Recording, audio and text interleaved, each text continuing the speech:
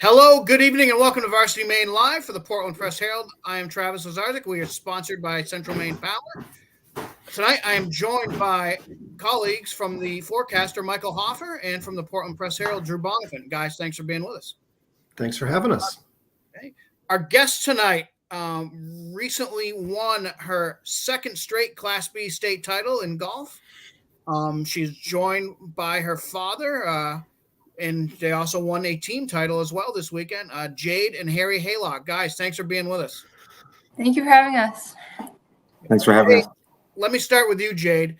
You've played Tomahawk course at Natanis a few times now with some success. Yeah. What are some of the things that you think about when you're attacking that course? Holes you like or dislike, or just what's your overall plan when you hit that course? While I'm playing the course, I try and just keep the ball safe. I know that if you don't get it off the tee well and you're missing fairways, then that makes the course a lot harder. So I just try and keep the ball in play, stay away from the woods, and just play it safe. Don't take any risky shots. What was the feeling to be able to bring back a second straight Class B individual girls championship this year, and be in the running for it with a teammate of yours and Alexis McCormick? You were telling me that you're both good friends. Talk about what that feeling was like.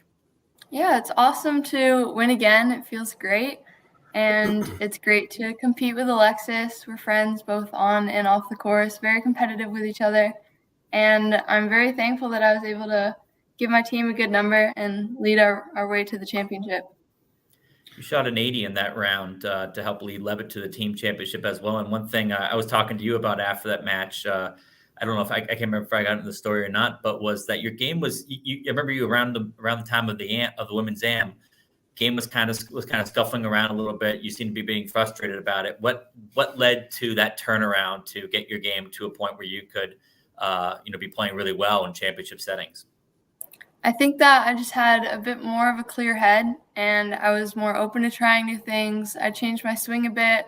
My practice routine is different now, and just being able to change things around. Coach, what was this day like for you? Not only did you lead your team to a championship, but you're watching your daughter win another individual championship and trying to probably keep track of all that stuff going on at the same time. I mean, I'm sure it was a lot of fun once it was over, but was it stressful while it was going on? Every tournament day is pretty stressful, especially when you have 6 competitors that you want to watch every stroke of every single one of them. So yeah, just I don't know. Sometimes I feel like kind of a spaz out there, running around from one hole to the next, looking through the woods, trying to see a little bit of Jade and watch Alexis and AJ, and just kind of watch their mannerisms, and you can tell a lot by the way they're walking and striding on the course, whether they're doing well or not. So yeah, it's quite intense, and it goes by so fast. Harry, let me ask you, do you come up with a plan knowing that you're not going to see every player throughout the whole day as much as you want to? Do you kind of have an idea? All right, I'll watch Jade these holes. I'll watch Alexis these holes. How do you kind of go about deciding how you approach the day in trying to coach your team? Well, the number one thing that we talk about is we tackle the most difficult holes first. I just give them a basic game plan. At Natanis, that tough hole is number 9. And I told them several days in advance, and even on the bus ride, on the van ride, I'm pretty sure that the way 9 goes for us is going to determine the outcome of this tournament.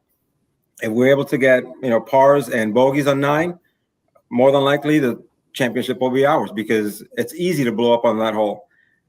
With the tree right in the middle of the fairway, you've got woods left and right. You've got a hazard that usually it's a carry from about 140 to 160. And 8s, 9s, 10s easily jump out on the card. And I told them I know what it's going to be like because I've been there. I remember being at a tournament, and on that number 9 hole, I think I scored a 9 or 10. I think I was a 2 over par at that point, and all of a sudden, there goes the round, blew up. So we just started with that approach on hole 9. But as far as watching particular players, I just kind of see who may need some of my attention, who needs a little bit of encouragement, and whoever that may be, I try to stick with them for a few holes. I happened to start the round with Billy off for number one. He hit a huge drive, and I was walking towards the numbers 4 or 5, where it's a central point. You can see quite a few of our players, and he hit this amazing shot. Actually, it was kind of a skull shot, but it trickled to about 2 feet on a par 5. So he started the day off with a eagle, and I knew immediately that we had a chance. It was going to be a good day. Great. Yeah, and like you were saying, how the approach on number 9 was try to avoid that big number. I feel like that was kind of the story of the day for you. While there were a lot of teams out there that had higher scores than they were expecting, Yarmouth in particular, I know, had a really strong season and just didn't have it on the day where they needed it most. You guys stayed steady and knocked 7 shots off of your qualifying score. I mean, was that something you were telling them too for the whole day? Was, let's not be that team that goes out there and has some scores all over the place. Let's make sure that if we just kind of stick and play to our game, we'll be a tough team to beat. Absolutely. I remember last year we felt like we were the championship team, and we didn't play well on championship day. So what Yarmouth felt this year, I think was exactly where we were last year, unfortunately. And this year we came up with a different game plan. We didn't come in feeling like the top dog. We felt more like, we had to chase, the better teams from the South. And I think that helped us be a little bit more at ease. And I know the outcome was rather favorable. Jade, there aren't a lot of girls golfers around. I'm guessing it's a pretty, there's a lot of camaraderie between you and some of the other top golfers. We've got some great ones in our area, like Ruth Weeks from Greeley, who won the Class A title.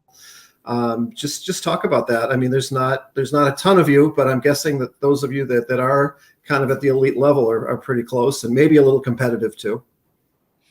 Yeah, I'm very close with all of the girls, especially the ones that are competitive. I'm around more often, and I really enjoy playing in the New England Golf Association, the junior tour, because they have lots of events that are great for younger female golfers, even just junior golfers in general. And it's not a super competitive event. They're great for beginners just to go out and play golf. So connecting with younger female golfers who are just starting out is just a great experience. It's so much fun. Harry, one thing that stands out about this, about your team, is that this really seems like a strong program, in terms of players cycling through and getting good players to come and take the place of other good players who move on. You see some teams, they get a great player who shows up. They're really strong for 1, 2, maybe 3 years, and then we don't see them again. Levitt is always there. How much is that something you take pride in, the fact that this is a team that just stays strong year after year? Absolutely. We this plan started many years ago when the kids were, 3, 4 years old. We just knew that we wanted to be competitive. Golf is a passion of our family, and there's other young families at the course at Turner Highlands that, they share the same passion. It's unfortunate that Mia Hornberg, I'm not sure if you remember Mia, another very strong female player. The plan was for her to be right along with Ruby and Jade, but she moved to Florida. But the team is quite deep. We had Ruby that led us for several years. She's established a great pattern of competitiveness, kindness, just great leadership, and I think she's set up a good mold for other kids to follow. The recognition that she gets is, I guess, valuable, very valuable for other young players, and they want to be part of that.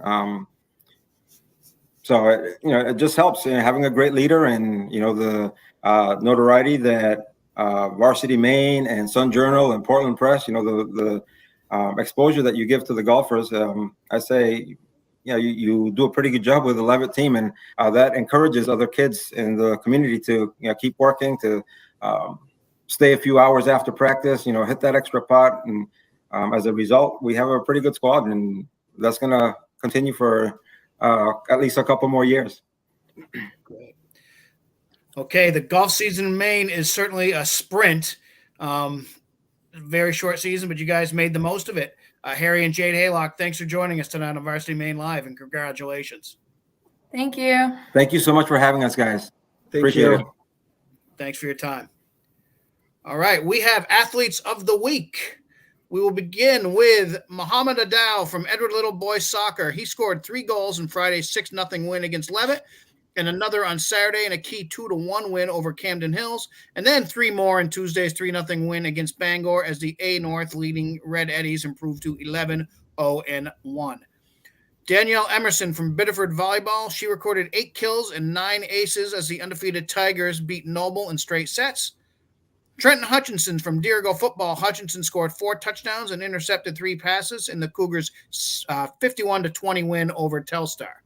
Abby Morrow from Coney Field Hockey. She scored 3 goals in a 7-1 win over Oceanside, then scored a goal in a 2-2 draw with Gardner. Mark Twombly from Scarborough Golf. He shot a 3 under 69 to win the boys' individual title at the Class A Golf Championships at Natanis Golf Course on Friday. Drew, you covered the match. I believe Mark was the only golfer, regardless of class, to go under par. I think he was. And, he's had an interesting season. He's been Scarborough's #1 for much of the year, but he really came on strong when he needed to most. He was the medalist at the SMAA qualifier with a 76. And then that same course blisters the field with a 369, bogeyed 1 hole, birdied 4.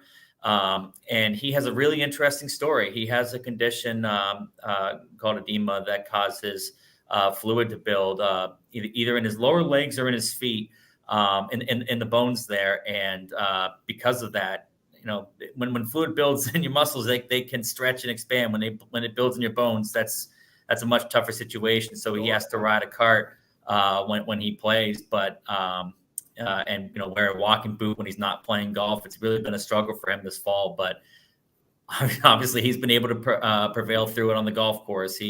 His game was in fine form that day. I watched him for a few holes. I saw him with well in the lead for the medalist honors, still take driver on the short par 4 16th, going for the green. He's an aggressive player, and things went his way in the Class A championship. It's amazing that hasn't affected his swing in a negative way at all. That he's got a great smooth swing. Yeah, it's great for him. Congratulations to Mark. Sarah Carson, Oxford Hills Field Hockey. She helped the Vikings earn a pair of big wins, scoring 3 goals against Mount Ararat, getting 2 goals and an assist against Messalonskee. Eli Spalding, Freeport Golf. He defended his Class B golf title with an even par 72 at Natanis' Tomahawk course on Saturday. Maddie Niles from Lawrence Field Hockey. She scored 4 goals in a 7-0 win over Erskine Academy Tuesday. Kennedy Charles, Portland Football. The senior continues to impress since moving to quarterback, rushing for 3 touchdowns and throwing 2 passes for 2-point conversions, and rushing for another 2-point conversion as the Bulldogs beat Nemesis Marshwood 40-8. Mike, I saw Kennedy the week before against Biddeford. I think you saw him this week against Marshwood. Seems like quarterback is like a natural fit for this kid, and Bulldogs may have found something here. Yeah, they definitely, I think, found a diamond in the rough. And I don't think that initially Kennedy was even all that excited about being moved to quarterback. He sees himself as a receiver, but I think he likes having the ball on every play. And it's just this offense has become so dynamic now with him getting the ball, because he can run the ball. He can hand it off to the likes of Regan Buck or Andrew Brewer, and he has a great connection throwing the ball deep with Remy Jawani. And I think this Portland team, throw out their 1-3 start, don't pay any attention to their 3-3 record. To me, they have as good a shot as anyone to come out of Class B South, which is wide open. And I think you're going to really see them continue to peak at the right time. And he's their third quarterback already this season. Sam Esposito got the start, got injured, and then they moved on to Louis Thurston, the sophomore, who did a nice job. But what Kennedy Charles can do is just really open up the field for the Bulldogs, and they are playing with a ton of confidence right now, and I think they're going to be really tough to knock off as we go forward. Yeah, case of put the ball in your best player's hands and let him make a play. Yeah, very much like Teron Moss a few years ago. I remember that. I think it was 2018. I thought Portland was 2-6 in the regular season. They wound up going all the way to the regional final, again, with a great athlete behind center who's not necessarily a quarterback, but he did the job. All right. Thank you, Michael. Ruth Weeks, Greeley Golf. She shot an 89 to capture the girls' individual title at the Class A state championships, also at Natanis. Carter Engelman from Wyndham Boys Soccer, he scored both goals in Monday's 2-0 win against Biddeford as the Eagles finished their regular season schedule with a 10-4 record and 8 straight wins. Lucy Johnson, Chevers Field Hockey, she scored 4 goals and assisted on another in the Stags' 7-1 win over Noble on Tuesday. Lucy had 4 goals in an 11-0 win over Massabesic on Saturday. Dustin Hunter from Waterville Football, he completed 9 of 15 passes for 161 yards and 3 touchdowns in a 26-8 win over Morris. He also rushed for 146 yards and had an interception on defense. And finally, Elise McNair from Old Orchard Beach Girls Soccer, she set a new career scoring mark for the Seagulls with a pair of goals and a 3-1 win over Sockabee Valley. McNair now has 53 career goals, one more than Abby Dubois, who set the previous record in 2012. So congratulations to all our athletes of the week. We have polls. You can check these out at varsitymaine.com and see the entire top 10 for field hockey, football, and boys and girls soccer. We'll look at the top 5 in each of those right now. Starting with field hockey and number 1, again, no surprise, it's still Chevers getting all 6 first-place votes with 60 points. Number 2, Skowhegan with 54 points. Number 3, Scarborough with 42 points. Number 4, Biddeford at 40 points. And number 5, Lawrence at 39 points. Michael, back to you. When we were talking before the show, it appears Lucy Johnson just set a mark for this Chevers team that just keeps rolling along. Yeah, and she's really remarkable. She just, I don't know the exact number, but she just set the program record for goals in a season. And you look at some of the great players that have come through Chevers in the last 10, 12 years, Emily Sawchuk, Sophia Lucia Pompeo, Hannah Abbott, who went on to play at UMaine. Pretty remarkable just how special. And Drew, I know you've been right there beside me watching her play before, just how special she is. And just, she's unstoppable. And she's only getting better. She's only a sophomore, but she's really doing some great things. And the Chevers team has just risen and exceeded expectations, which is remarkable considering everyone thought they were going to beat them in a potential state final. And we'll see if that comes to fruition. But, Chevers looks like as sure a bet as anything right now, certainly down here in the South. Yeah, I mean, I was by your side when we were watching them play Biddeford, and she had a big game there with maybe 4 goals, 5. I can't remember exactly how many she scored, but she was all over the place, and she's really taken a big step forward this year. I think the feeling kind of going into this year was that her sister Lily Johnson was the kind of the engine that drives the team, being the midfielder. But Lucy is turned into a player that just grabs your eye in the moment you start watching the game with what she can do with the ball and the finishing touch she has. Really, really a special player. Okay. Football, number 1, again, it's Oxford Hills. They're getting all 8 first-place votes this week and 80 points. Number 2, Skowhegan is at 68 points. Number 3 is Levitt. They have 63 points. Number 4, Thornton Academy with 61 points. And then number 5, Coney, drops off with 34 points. It's kind of like what we've been seeing for a few weeks now. The top 4 for the poll are pretty easy to figure out, guys. But, then 5 through 10, it's just, shake up a hat and see who played well that week. I mean, that's the way I've been looking at it. How about you, Drew? That's certainly what the feeling I've had when I've been doing these polls is. It just feels like once you get past that top 4, it's just a whole bunch of, well, this team lost to that team, so maybe I should pick this team. No, but that team lost to, A lost to B, who lost to C, who lost to A kind of thing. And it's just so hard to find somebody who's clearly above you. You feel like no matter who you're picking is there's somebody who could be easily be slotted above them, but then there's a case against that team. So the end result of this is that it means that it's a very balanced league, and we've seen a lot of teams that you might have ranked behind another team beating that team. Lewiston beating Scarborough comes to mind as a game that was an example of that. Massabesic beating Marshwood, and so we've just seen kind of a any week you're not sure exactly what you're going to see, which actually makes it a very exciting situation in that sport. Yeah, and with the weather coming up this weekend, there's a lot of games tonight. So,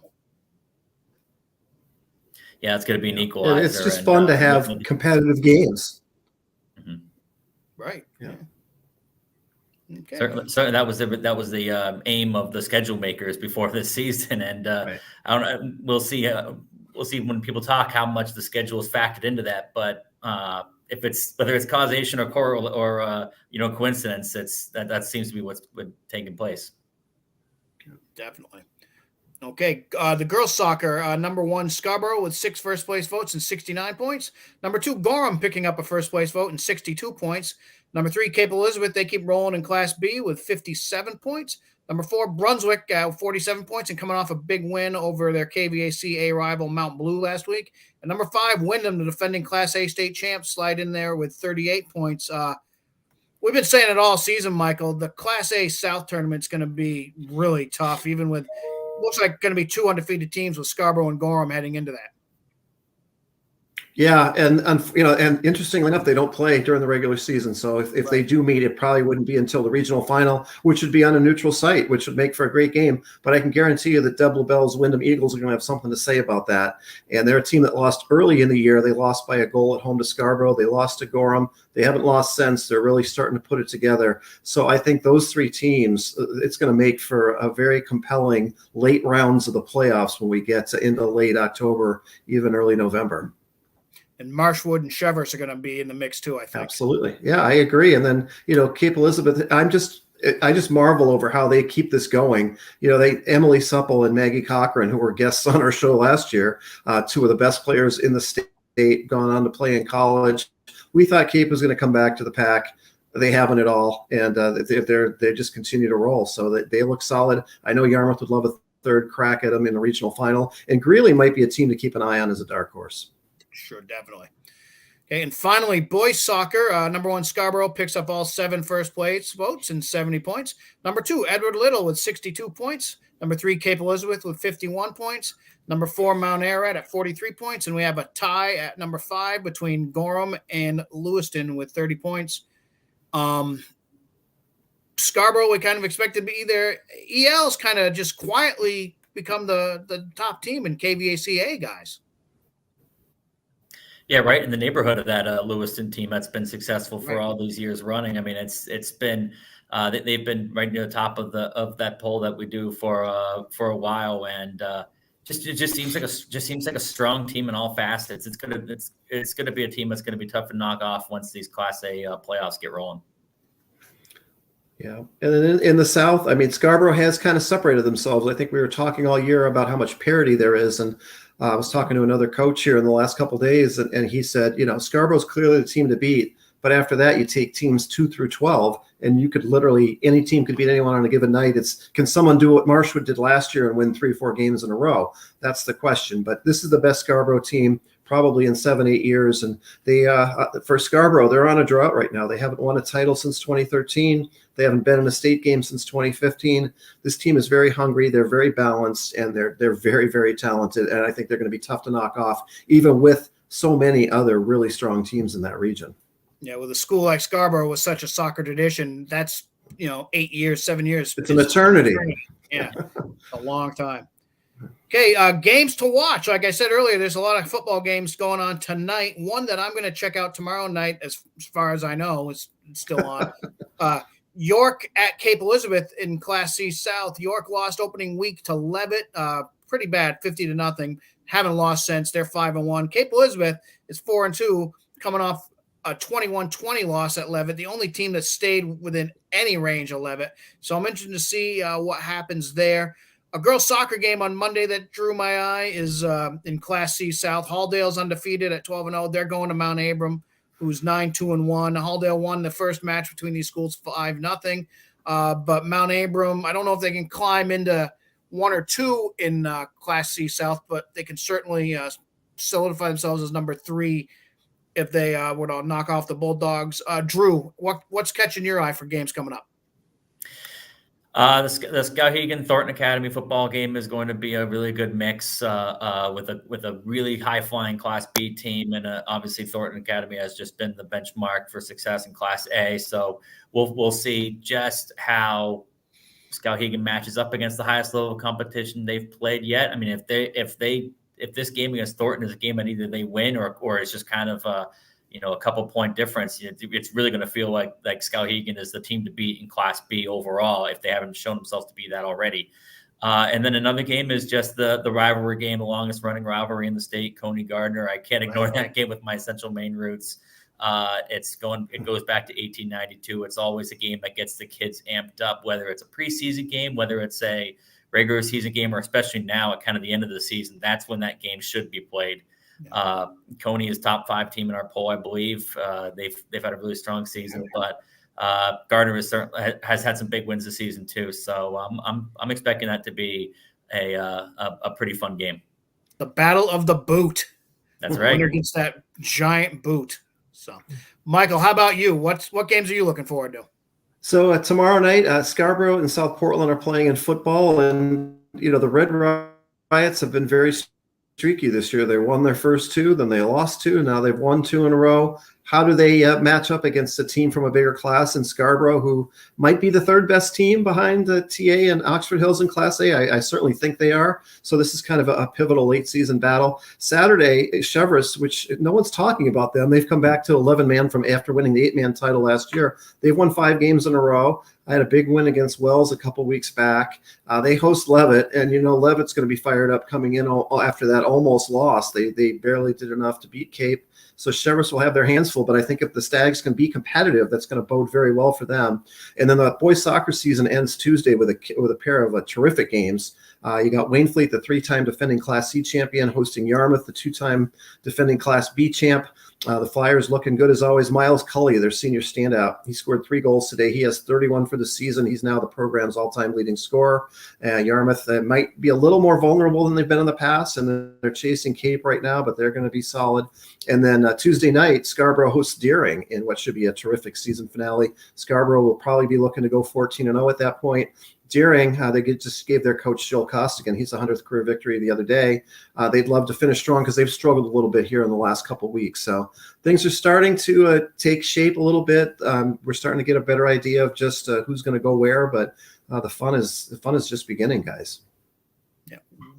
Where did the fall go? It's almost tournament time. The leaves are on the ground. Field hockey regular season's almost done. It really does sneak up on you.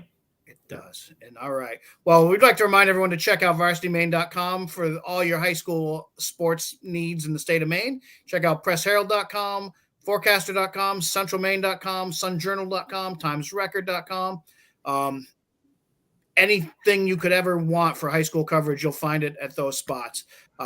For Harry and Jade, for Michael, for Drew, I'm Travis. Thanks for joining us this week on Varsity Maine Live.